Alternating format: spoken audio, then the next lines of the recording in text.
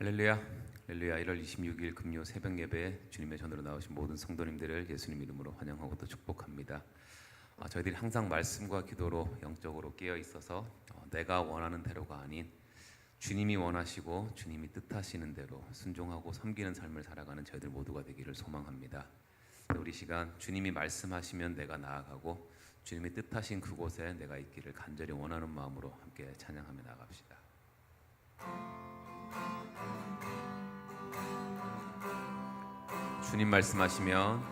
주님 말씀하시면 내가 나아가리다. 주님 뜻이 아니면 내가 멈춰서리다. 나의 가고 서는 것 주님 뜻에 있으니 오 주님 나를 이끄소서. 주님의 뜻하신 그곳에 나 있기 원합니다. 이끄시는 대로 순종하며 살리니 연약한 내 영혼 동하여 일하소서. 주님 나라와 그 뜻을 위하여 오 주님 나를 이끄소서. 주님 말씀하시면 내가 나아가리다. 주님 뜻이 아니면 내가 멈춰서리다. 나의 가고 서는 것 주님 뜻에 있으니 오 주님 나를 이끄소서. 뜻하신 그곳에 나 있기 원합니다. 이끄시는 대로 순종하며 살리니 연약한 내 영혼 동하여 일하소서. 주님 나라와 그 뜻을 위하여 오 주님 나를 이끄소서. 뜻하신 그곳에 나 있기 원합니다. 이끄시는 대로 순종하며 살리니 연약한 내 영혼 동하여 일하소서. 주님 나라와 그 뜻을 위하여 오 주님 나를 이끄소서. 오 주님 나를 이끄소서. 오 주님 나를 이끄소서. 성령님 나를 이끄소서. 오 주님 나를 이끄소서.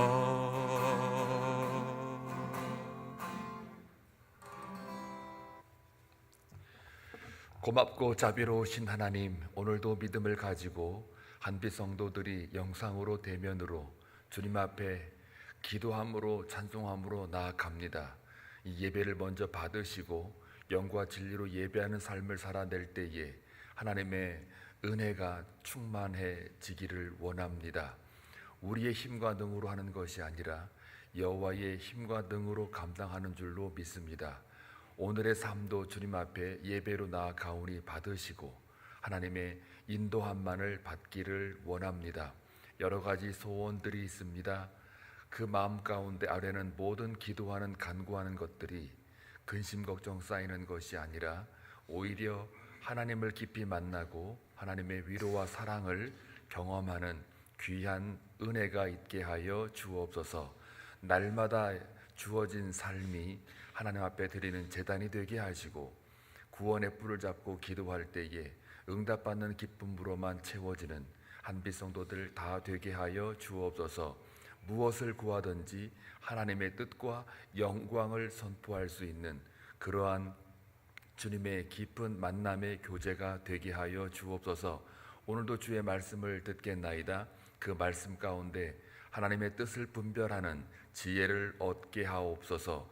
말씀을 증거하는 전도사님에게 기름 부어주시고 그의 입술에 파수꾼을 세워주심으로 말미암아 성령의 말할 수 없는 탄식으로 말할 수 있는 하나님의 생명의 말씀 되게 하옵소서.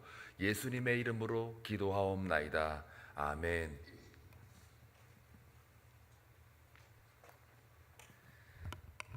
오늘 하나님께서 저희들에게 허락하신 말씀은 마가복음 9장 30절에서 37절까지의 말씀입니다.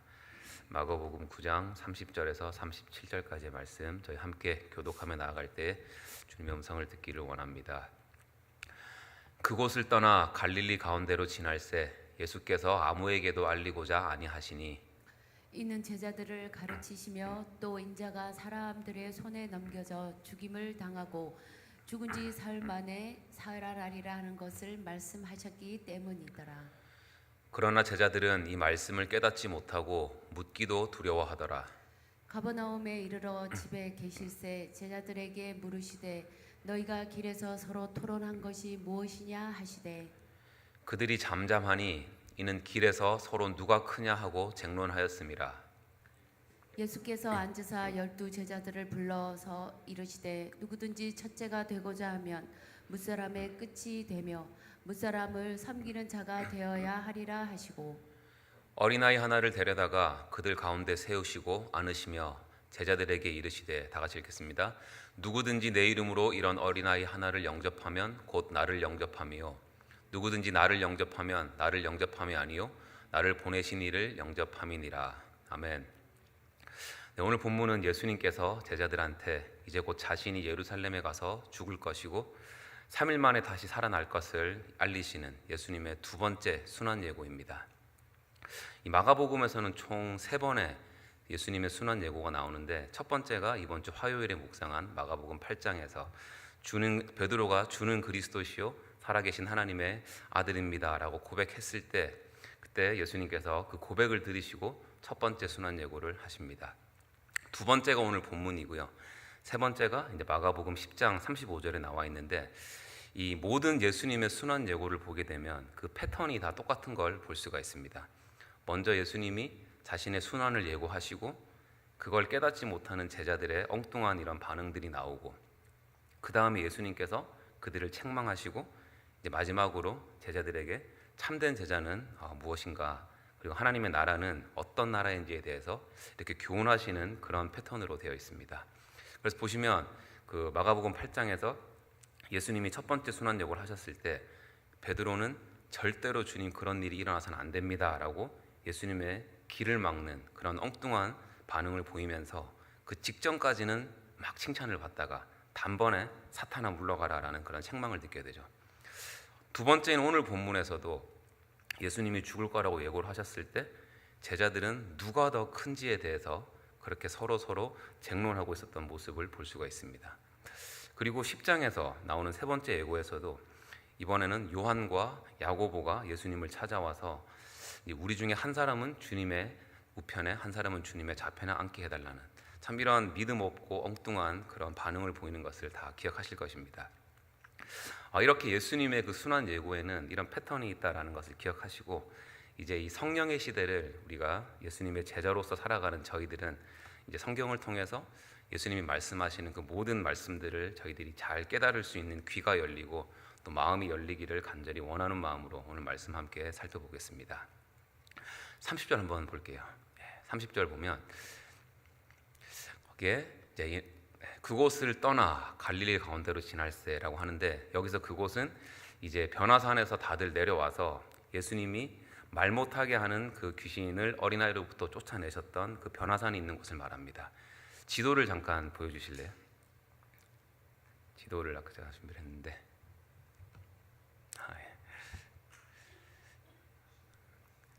지도를 보시면 제가 어제 목사님도 말씀하셨듯이 그 주위에 있는 유일한 산이 이제 유일한 산이자 가장 유력하게 변화산으로 추정되는 헬몬산의 위치가 바로 저기입니다. 그래서 그 기적을 베푸신 다음에 이제 예수님은 십자가를 지시기 위해서 예루살렘으로 올라가십니다. 그리고 지도에서 보시듯이 중간에 예루살렘으로 가기 위해서 이제 갈릴리를 지나가게 되는데, 이 갈릴리 지역은 예수님과 제자들에게 참 엄청 의미가 큰 지역이죠. 예수님이 공생애를 처음으로 시작하신 곳이고 제자들 대부분이 다 갈릴리 출신입니다. 그래서 예수님이 제자들을 갈릴리에서 부르셨고요. 여기서 많은 귀신들을 쫓아내시고 많은 사람들을 고쳐주셨어요. 그래서 다른 지역에서는 예수님을 배척했을지라도 적어도 갈릴리 지역은 예수님을 환영하고 또 예수님을 높이는 그런 곳이었습니다. 그래서 어차피 예루살렘으로 가시는 길에 이 갈릴리 지역을 지나가야 되고 또 십자가 지시기 전에 한 번 정도는 예수님을 따뜻하게 맞아줄 이곳에서 어떤 인간적인 마음으로는 좀 머무르실 만도 한데 예수님은 오늘 본문을 보면 아무에게도 알리기를 원치 않으셨다라고 말씀하고 있어요. 그 이유가 31절에 나와 있는데 바로 제자들을 가르치기 위해서라고 되어 있습니다. 그러니까 지금 예수님한테는 이 갈릴리에서 사람들한테 환영을 받고 이런 박수를 받는 게 중요한 것이 아니라 십자가를 지시기 전에 어떻게 해서든지 이 제자들에게 자신의 죽음과 자신의 이 부활에 대한 진짜 의미가 무엇인지를 가르치는 게 훨씬 더 중요했다라는 것입니다. 그러니까 이런 마음으로 제자들한테 예수님은 모든 우선순위를 두고 자기가 받을 그 고난에 대해서 이렇게 두 번이나 말씀을 하셨는데 32절을 보면 제자들의 반응이 어떻습니까? 여전히 말씀을 깨닫지 못하고 묻기도 두려워하더라라고 말씀하고 있어요. 여기서 저는 참 궁금했던 것이 과연 제자들이 예수님이 말씀하신 것이 너무 어려워서 깨닫지 못했을까요? 예수님이 지금 자신의 죽음에 대해서 뭐 엄청 어려운 용어를 쓰거나 문자적으로 그렇게 이해하기 힘든 말을 하시는 게 아니잖아요. 단순히 예루살렘에 가면 내가 잡혀서 죽게 될 것이다. 그리고 3일 만에 다시 살아날 것이다. 그러니까 물론 예수님이 죽었다가 다시 살아나는 것에 대해서는 당시의 제자들이 뭐 자기 상식으로 말이 안 된다라고 뭐 생각할 수도 있었겠지만 예수님이 죽을 거라고 얘기하신 거를 진짜 이 제자들이 이해를 못했을까요? 말 그대로 그냥 죽으신다는데. 그리고 죽었다가 다시 살아나는 부분에 대해서도 제자들은 지금까지 예수님께서 죽은 자들을 살리시고 수많은 기적을 행하시는 것을 방금 전까지 변화산 밑에서 경험까지 했는데 아주 조금이나마 마음속으로 죽었다 살아나는 것도 예수님이라면 가능하지 않을까라는 생각을 했을 법도 한데 왜 이들은 전혀 깨닫지를 못했을까요? 왜? 저는 오늘 여기에 우리의 믿음의 시선을 두기를 원합니다. 이 결론적으로 말하면 그 이유는 예수님의 생각과 제자들의 생각이 완전히 달랐기 때문입니다. 예수님이 말씀하시는 거랑 제자들이 기대하는 거랑 이 완전 달랐기 때문에 이 제자들은 아무리 예수님이 그 말씀을 하셔도 그것을 깨닫지 못했다라는 거예요. 지금 예수님은 뭘 하러 예루살렘으로 가고 계십니까? 죽으러 가시고 고난을 받으러 가시잖아요. 근데 제자들은 예루살렘으로 왜 가고 있습니까? 사람들한테 박수를 받고 영광 받기를 위해서 가고 있는 거예요. 그리고 그렇게 제자들이 이해가 안 되고 예수님의 말씀이 깨달아지지 않았으면 물어봐야 되잖아요. 예수님 도대체 예루살렘으로 가셔가지고 죽는다는 게 무슨 의미입니까? 예수님이 죽으시면 우리는 뭘 해야 됩니까 그러면? 그리고 도대체 죽었다가 다시 살아나신다고 하는 게 우리 상식으로는 이해가 안 되는데 그게 무슨 말입니까? 라고 이렇게 물어봐야 되는데 예수님이 다른 어떤 비유를 설명하실 때는 모르겠다고 질문하고 그랬는데 이때는 안 물어보잖아요. 근데 이 32절을 보게 되면 다시 한번 그들은 예수님께 묻는 것조차 두려워해서 묻지 않았다라고 얘기를 하고 있어요. 왜 제자들이 예수님께 물어보지 않았을까요? 뭐가 두려워서? 그들은 예수님이 혹시라도 내가 기대했던 것과 내가 원했던 것과 다른 것을 말씀하실까 봐 그게 두려웠던 거예요. 3년 동안 정말 나의 모든 것을 다 내려놓고 열심히 준비했던 내 꿈이 깨어져 버리고 내가 원하고 내가 계획했던 그 모든 것들이 다 수포로 돌아가 버릴 수도 있다라고 했던 그런 생각 때문에 그게 두려웠던 겁니다. 같은 맥락으로 저희들이 하나님의 말씀을 똑같은 하나님의 말씀을 들어도 어떤 사람들은 그 말씀이 깨달아지는데 어떤 사람들은 왜 그 말씀이 전혀 깨달아지지 않을까요? 그 이유는 바로 오늘 나오는 제자들처럼 내가 듣고 싶은 것만 듣고 내가 보고 싶은 것만 보기 때문에 그 말씀이 깨달아지지 않는다는 것입니다. 그리고 또 하나 중요한 거, 요한복음 7장 17절 말씀 한번 읽어보겠습니다.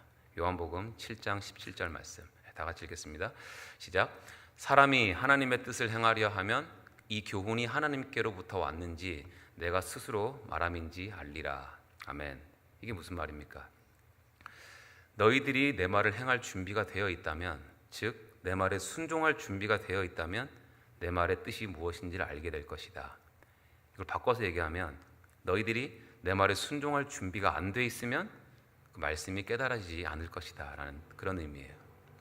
그러니까 우리가 하나님의 말씀을 들을 때 어떤 말씀을 하시든지 내가 순종할 마음의 준비가 되어 있을 때만이 그 말씀이 깨달아진다라는 것이고, 반면에 내가 원하는 것에만 귀를 기울이고 말씀에 순종할 마음이 전혀 없는 상태에서는 아무리 우리가 유명한 목사님들의 그런 명설교를 들어도, 심지어 예수님의 설교를 들어도 그 하나님의 말씀을 전혀 깨닫지 못한다라는 것입니다.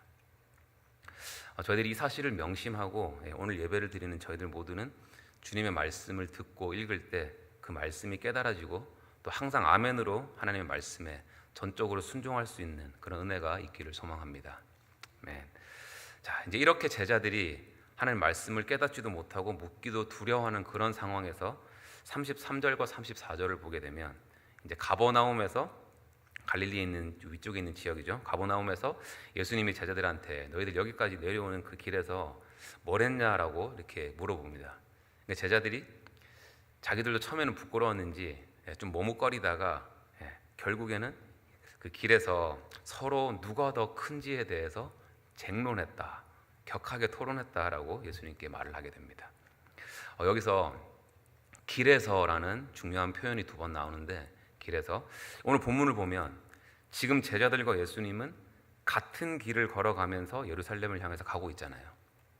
근데 문제는 지금 이들은 몸은 같은 길을 가고 있지만 그들의 마음과 중심은 예수님과 완전 반대 방향으로 가고 있는 것을 볼 수가 있습니다. 지금 예수님은 어떤 길을 가고 계십니까? 고난의 길을 가고 있어요. 근데 제자들은 지금 영광의 길을 가고 있습니다. 예수님은 낮아지고 하나님의 뜻에 전적으로 순종해서 섬기시기 위한 길을 가고 있는데, 제자들은 지금 자기들이 높아지고 섬김을 받기 위해서 그 길을 가고 있는 거예요. 그러니까 저희들이 이렇게 겉으로 보여지는 것으로만 예수님과 같은 곳에 있고 같은 방향으로 가는 게 중요한 게 아니라 우리 마음의 중심이 과연 예수님의 뜻을 향해 가고 있는가가 훨씬 더 중요하다는 것입니다.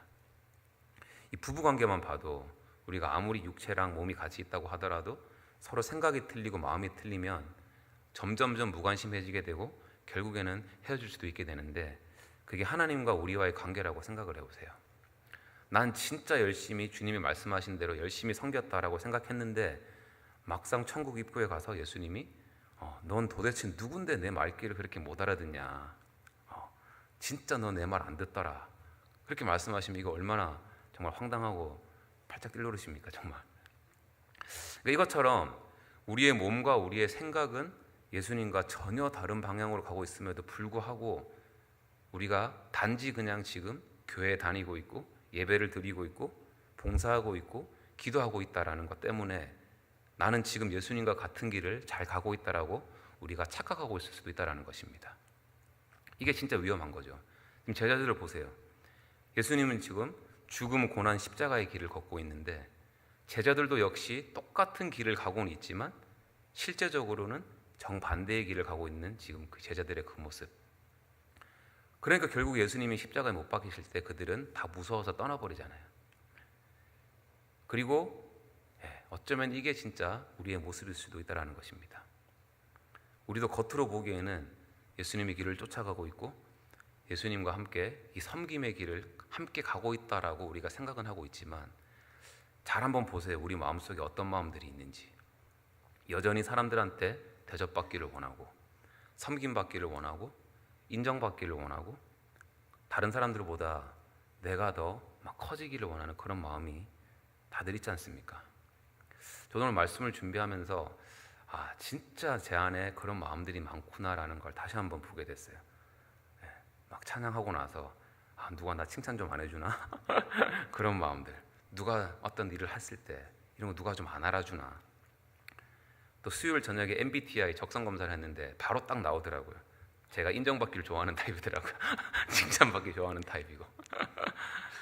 그래서 이런 저희들에게 예수님께서 35절에서 누가 진짜 큰 자인지를 알려주십니다. 한번 같이 한번 읽어볼게요. 네. 자, 이르시되 누구든지 첫째가 되고자 하면 뭇사람의 끝이 되며 뭇사람을 섬기는 자가 되어야 하리라 하시고. 아멘. 예수님 말씀하시기를 누구든지 첫째가 되고자 하면, 즉 큰 자가 되고자 한다면 뭇사람들, 여러 사람들 중에 가장 마지막, 가장 작은 자가 되고 또 그 가장 작은 자를 섬기는 자가 되어야 한다라고 말씀하고 있습니다. 즉 세상에서는 섬김을 받는 사람들이 더 높은 사람이지만 하나님 나라에서는 섬기는 자가 더 높은 사람, 더 큰 사람이라고 말씀하고 계신 거예요. 이게 무슨 의미인지 더 예수님께서 자세하게 설명하시기 위해서 이제 36절과 37절에서 이제 어린아이를 데리고 이 시청각 교육을 하시죠. 이 섬김이란 게 무엇인지에 대해서 말씀하십니다. 37절 한번 우리 다 같이 한번 읽어볼게요. 네, 시작. 누구든지 내 이름으로 이런 어린아이 하나를 영접하면 곧 나를 영접하며 누구든지 나를 영접하면 나를 영접함이 아니요 나를 보내신 이를 영접함이니라. 아멘. 일단 저희들이 좀 먼저 알아야 되는 게 요즘에는 아이들이 참 대접받고 아이들이 참 귀하고 그런 소중한 시대지만 예수님 시절 때 어린아이들이 어떤 존재였냐면 그걸 좀 저희들이 알아야 돼요. 정말 아무것도 아닌 비천한 존재였습니다. 농사를 지을 어떤 힘이 있는 것도 아니고 군대에 나가서 전쟁을 준비할 수 있는 힘이 있는 것도 아니고 남의 도움 없이는 전혀 살 수 없는, 그래서 사람의 수를 셀 때 카운트도 되지 않았던 그런 아무것도 아닌 존재가 바로 어린아이였습니다. 그래서 예수님이 말씀하시는 이 어린아이라는 것은, 어린아이를 영접하라는 것은 일단 총 두 가지 관점으로 볼 수가 있는데, 먼저 좀 표면적으로는 이 세상에서 어린아이와 같은 자들, 나밖에 모르고 내 욕심만 챙기고 뭘 해도 아무 도움도 안 되고 남의 도움 없이는 살 수도 없고 막 딱히 도와줘도 고마워하지도 않고 계속해서 도움을 필요로 하는 그런 사회에서 가장 약자 계층들, 이런 자들을 진정으로 섬기는 자들이 큰 사람이라는 것입니다. 물론 이런 약자들을 섬기는 것도 중요하죠. 그게 교회의 역할이고. 근데 이런 자들을 섬기는 것만으로 예수님이 보시기에 큰 자가 된다면 자칫 잘못하면 저희들이 이런 누군가를 도와주는 그런 행위로 구원을 받을 수 있다라는 그런 잘못된 믿음으로 이어질 가능성이 참 높다라고 생각합니다. 그래서 아까 제가 정의한 어린아이들의 특징이 있죠. 이기적이고 도움 없이는 살아갈 수도 없고 감사하지도 않고 좌우 분별도 안 되고 뭐가 옳은지 뭐가 그른지를 분별할 수도 없고 항상 하나님의 도움이 필요로 한 자, 누군가의 도움이 필요로 한 자. 오늘 본문에 나와 있는 이 어린아이와 같은 자가 누구를 말하는 걸까요? 하나님 보시기에 바로 우리가 그런 어린아이와 같은 자라는 것입니다. 그리고 예수님은 그런 우리를 위해서 2000년 전에 이 땅에 오셔서 채찍을 맞으시고 침뱉음을 받으시고 나를 위해서 십자가에 못 박혀셔서 자신의 생명까지 내어주셨잖아요. 즉 오늘 본문에 나와 있는 어린아이와 같은 자를 섬기는 것, 섬기는 큰 자가 누구였냐면 바로 예수님 자신을 이야기하고 있는 것입니다. 그래서 오늘 말씀을 통해서 예수님은 저희들에게 내가 행하고 있는 이 일을 너희들도 행하고 나를 따르는 삶을 살아가라고 말씀하고 계신 거예요. 마가복음 10장 45절 말씀 함께 읽어보겠습니다. 네, 시작. 인자가 온 것은 섬김을 받으려 함이 아니라 도리어 섬기려 하고 자기 목숨을 많은 사람의 대속물로 주려 함이니라. 아멘. 예수님이 이 땅에 오신 목적은 딱 하나였습니다. 바로 어린아이와 같은 우리를 구원하시기 위해서 자신의 생명을 내어주실 만큼 우리를 섬기시기 위해였음을 저희들이 꼭 기억하고 정말 우리 삶에, 우리 마음에 정말 감사가 회복되기를 원합니다. 그리고 저희들이 진정으로 예수님을 따르기 위해서는 항상 말씀에 비춰서 우리의 자아를 죽이고 오직 내 안에 계신 예수 그리스도가 원하시고 예수님이 말씀하시는 대로 행하고 그런 섬기는 삶을 살아가는 것이야말로 진짜 예수님의 제자가 되는 것이고 진짜 하나님 보시기에 큰 자라는 것을 믿으시기 바랍니다. 그렇게 오늘 하루 우리가 이런 세상 기준으로 많은 것을 가지고 많은 섬김을 받는 그런 큰 자가 아니라 예수님처럼 어디에서 무엇을 하든지 하나님 뜻에 순종하고 저희들에게 맡겨진 그 어린아이와 같은 영혼들을 예수 그리스도의 마음으로 섬기는 큰 자가 되게 해달라고 우리 간절하게 기도하면서 주님께 나아가는 우리 새벽 시간 되기를 원합니다. 그리고 저희 교회가 이제 계속해서 비전 153을 향해서 나아가고 있는데 그런 생각을 해봤어요. 정말 세상적 기준으로 인원수가 더 많아지고 건물이 더 커서 우리가 큰 교회가 되는 것이 아니라 정말 성령님이 함께 하시는 성령님의 임재가 있는 그런 영과 진리의 예배가 드려지고 전적으로 주님 뜻에 순종하며 나아가는 그런 큰 자들이 모여서 주님 보시기에 큰 교회로 저희들이 한 발짝 한 발짝씩 나아가는 그런 우리 한빛 성도들과 한빛 장로교회가 되기를 주님의 이름으로 축원합니다. 아멘. 우리 기도하겠습니다. 주님 감사합니다. 오늘 말씀을 통해서 정말 죄 때문에 죽을 수밖에 없었던 저희들, 하나님의 도움 없이는 아무것도 할 수 없는 어린아이와 같은 저희를 섬기시기 위해 이 땅에 오신 주님의 그 무한하신 사랑과 은혜를 깨닫게 하시니 감사드립니다. 아버지, 예수님과 함께 같은 길을 가고 있었음에도 주님의 말씀을 전혀 깨닫지 못하고 하나님 나라를 이해하지 못하고 그저 자기 욕심과 욕망만을 쫓으며 실제로는 예수님과 반대의 길을 가고 있었던 그 제자들의 모습이 혹시 나의 모습, 우리의 모습은 아닌지를 이 시간 돌아보기 원합니다. 아버지, 항상 말씀과 기도로 영적으로 깨어 있으므로 저희를 향하신 주님의 그 뜻을 알게 하여 주시옵시고, 아버지, 나의 자아가 죽고 오직 내 안에 계신 예수 그리스도가 인도하시고 이끄시는 대로 주님과 같은 길을 나아가기를 원하오니 주님, 우리의 삶을 전적으로 인도하여 주시옵소서. 아버지, 저희들이 세상적인 기준으로 많은 것을 가지고 많은 섬김을 받는 그런 큰 자가 아니라 예수님처럼 저희가 어디에 있든지 무엇을 하든지 하나님의 뜻에 순종하고 저희들에게 맡겨진 어린아이와 같은 그 영혼들을 예수 그리스도의 마음으로 섬기는 진정한 큰 자가 되게 하여 주시옵소서. 그렇게 우리 한빛교회가 하나님 맡겨주신 사명을 기쁨으로 감당하고 영과 진리의 예배를 드리며 전적으로 주님 뜻에 순종하며 나아가는 큰 자들이 모인 큰 교회 되도록 주님 인도하여 주시옵소서. 감사드리며 예수님 이름으로 기도합니다. 아멘.